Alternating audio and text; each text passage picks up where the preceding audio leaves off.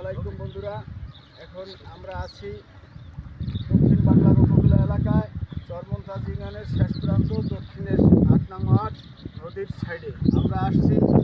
দেখা যায় এদিকে বঙ্গোপসাগর আর এ হলো আন্দারসর। আর আমরা এখন আছি ৮ নং ওয়ার্ডের শেষ প্রান্ত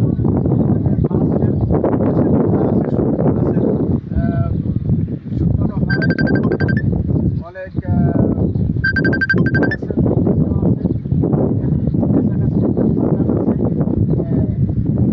বন বিভাগের পশু পাখিও দেখা যায় অনেক কিছু।